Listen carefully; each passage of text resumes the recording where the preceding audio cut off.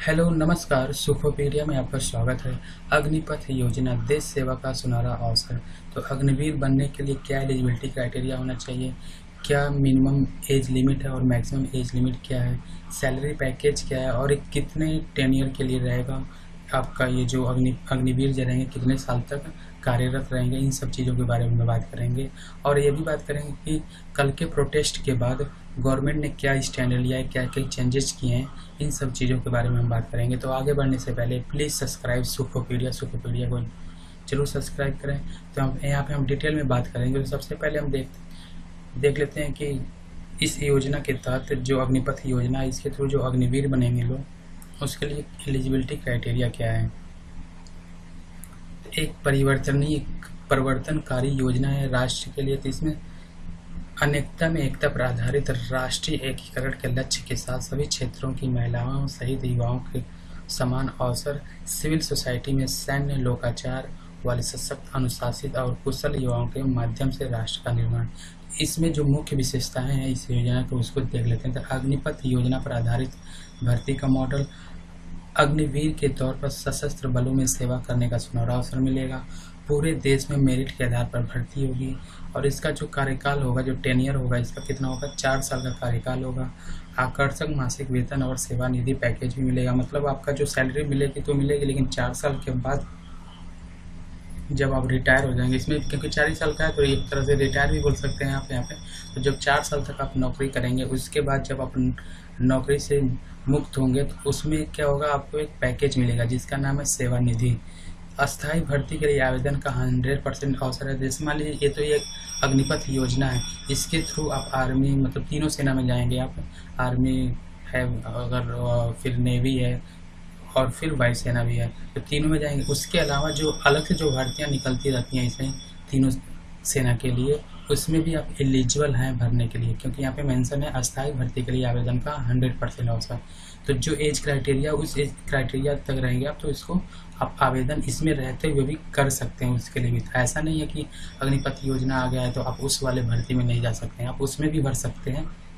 इसमें clear mention है, योग्यता और संगठनात्मक आवश्यकता के आधार पर 4 साल के बाद केंद्रीय पारदर्शी कड़ी प्रक्रिया के जरिए 25%। तो जिसमें जैसे मान लीजिए आप अग्निपथ योजना के थ्रू अग्निवीर बने हुए हैं, तो इसमें क्या होगा कि 4 साल के बाद आपको हटा दिया जाएगा, मतलब निकाल दिया जाएगा। आपका 4 साल का क्योंकि 10 ईयर है कार्यकाल, तो 4 साल के बाद उसमें से 25% अग्निवीरों को जो केंद्रीय पारदर्शी कड़ी प्रक्रिया के थ्रू, उनको जो नॉर्मल आर्मी है तीनों सेना के, उसमें उनको उसी सेना में रिक्रूट कर लिया जाएगा, उसमें से 25% लोगों को।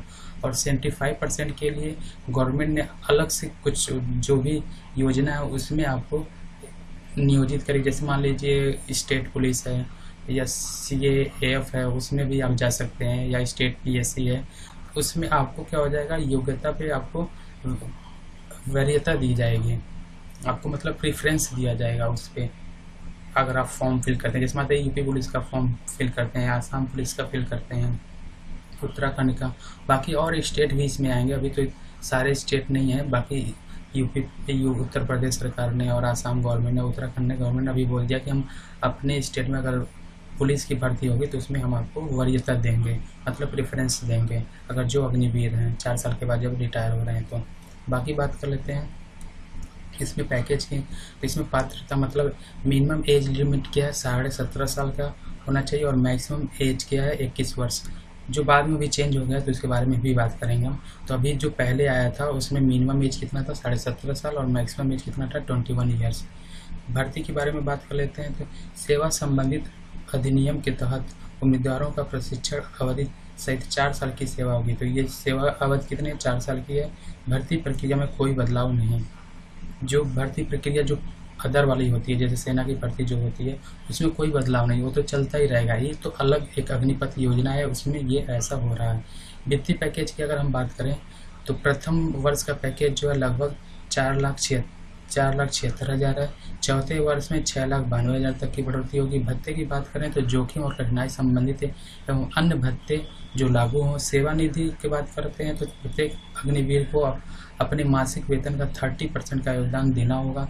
सरकार द्वारा समान राशि का योगदान दिया जाएगा। जैसे PF नहीं करता था, तो PF में अगर जैसे मान लीजिए आप जॉब कर रहे हैं तो उसमें से जो PF करता था उसमें जो अगर आप 2400 दे रहे हैं तो गवर्नमेंट भी उसमें से 2400 देगी, तो टोटल कितना हो जाएगा, 4800 हो जाएगा। तो वैसे इसमें भी है, प्रत्येक अग्निवीर को अपने मासिक वेतन का 30% रोक देंगे और बाकी 30% गवर्नमेंट देगी। तो ये कितना हो जाएगा, जो भी अमाउंट आएगा वो उसको आपको बाद में मिलेगा। 4 वर्षों के बाद लगभग 11,71,000 लाख की राशि मिलेगी जो आयकर से मुक्त होगी, उस पर कोई टैक्स नहीं लगेगा। यहाँ पे देख सकते हैं कार्यकाल पूरा होने पे क्या कंडीशन है। 4 साल पूरा होने पर सभी उम्मीदवार सेवानिवृत्ति के हकदार होंगे। उसके साथ साथ प्राप्त कौशल का प्रमाण पत्र मिलेगा आपको। उच्चतर शिक्षा के लिए क्रेडिट का प्रावधान भी है। स्क्रीनिंग का मूल्यांकन कैसे होगा यहाँ पे देख सकते हैं। चयन के बारे में क्या है, एक केंद्रीकृत पारदर्शी और कठोर प्रक्रिया से चयन होगा सबका।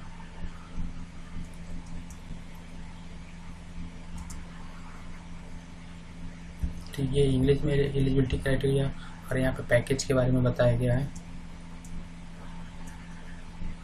यहाँ पे 11 पॉइंट्स में आप देख सकते हैं, how will this scheme ensure recruitment from all over the country. The scheme aims to capitalise on the broad based talent pool of the nation and select the best for a career in the armed forces. The present pattern of selection into the armed forces is not being change. तो जो present pattern चल रहा है selection के लिए arm forces में, वो change नहीं हो रहा है with the introduction of the scheme. तो जो मतलब अग्निपथ योजना आया है, इसके वजह से जो प्रेजेंट पैटर्न ऑफ सिलेक्शन है उसमें कोई चेंज नहीं किया गया है। तो ये FAQs में आप देख सकते हैं 11 क्वेश्चंस है, उसमें ये बताया गया है कि जो प्रेजेंट पैटर्न चल रहा है ये चेंज नहीं होगा। अग्निपथ योजना अलग है और जो प्रेजेंट पैटर्न चल रहा है वो अलग है। उसका तो आर्म फोर्सेज का जो भी पैटर्न चल रहा था वो तो चलेगा, और ये योजना जो अलग है इसका अलग चलेगा। द ओनली चेंज, जो चेंज हुआ उसके बारे में बता रहे हैं, that is happening is in the terms and condition of the service.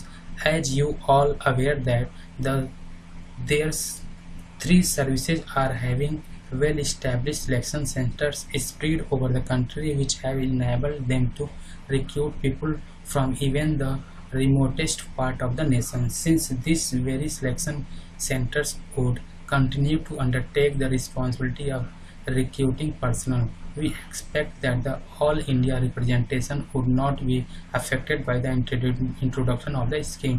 तो इस स्कीम के इंट्रोडक्शन से जो ऑल इंडिया रिप्रेजेंटेशन था वो अफेक्ट नहीं होगा। तो इसमें पैकेज हमने पहले ही डिस्कस कर लिया था। अब हम बात कर लेते हैं जो मंथली वाइज सैलरी मिलेगी अग्निवीरों के लिए, क्या मासिक वेतन होगा। तो यहाँ पे आप देख सकते हैं कि प्रथम वर्ष में आपको क्या मिलेगा, 30,000 रुपये मिलेगा। इन हैंड सैलरी कितनी मिलेगी आपको, 21,000 मिलेगी। दूसरे वर्ष में आपकी सैलरी 33,000 हो जाएगी। इन हैंड कितना हो जाएगा, 23,100 रुपये हो जाएगा। तीसरे साल आपको मिलेगा 36,500। इन हैंड कितना मिलेगा, 25,580 रुपये। चौथे साल कितना हो जाएगा, 40,000 और इन हैंड कितना मिलेगा आपको, 28,000। अब बात कर लेते हैं अग्निपथ योजना में what will an Agniveer do after 4 years। तो अग्निवीर 4 साल के बाद क्या करेंगे उसके बारे में यहाँ पे बताया गया है। Many will get selected to the permanent cadre in the armed forces। तो उसमें से 25% तो परमानेंट आर्म फोर्सेज, जो परमानेंट कैडर है आर्म फोर्सेज का, उसमें तो सिलेक्ट हो जाएंगे, क्योंकि ये पहले बता रखेंगे जिसमें से 25% लोगों को हम सिलेक्ट कर लेंगे।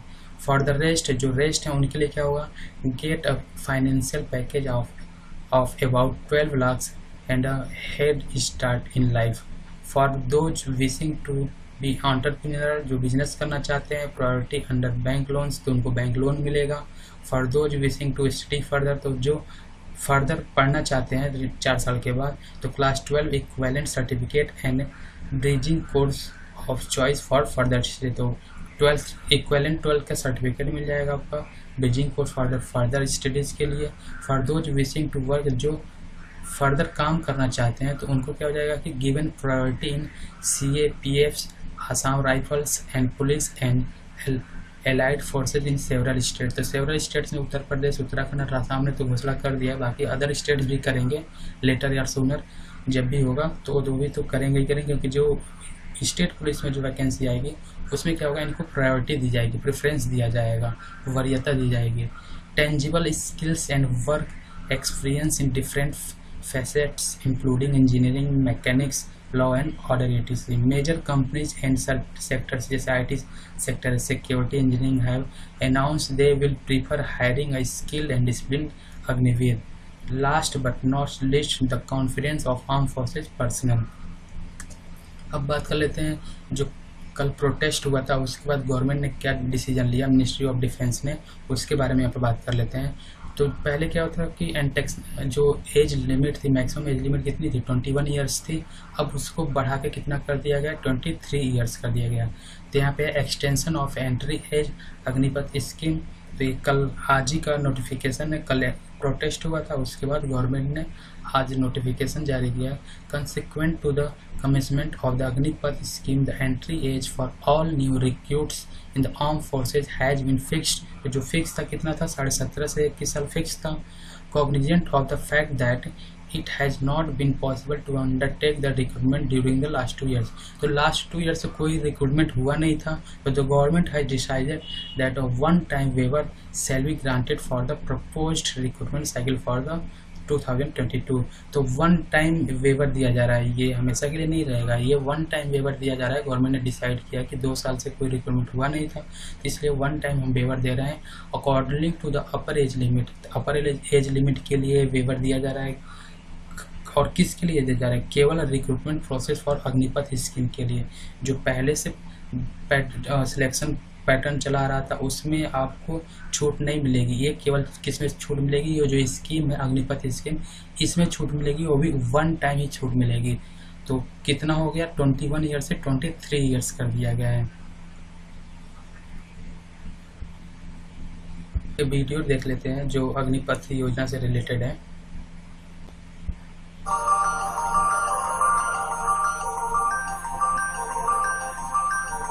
नौसेना की वर्दी पहनना सिर्फ गर्व नहीं, सौभाग्य और सम्मान की बात है।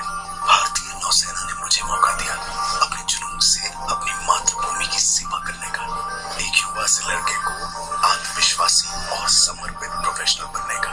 नौसेना के फौजी अनुशासन और ट्रेनिंग ने मुझे भविष्य के लिए कॉन्फिडेंस दिया और तो और कम उम्र में अच्छा फाइनेंशियल पैकेज भी दिया।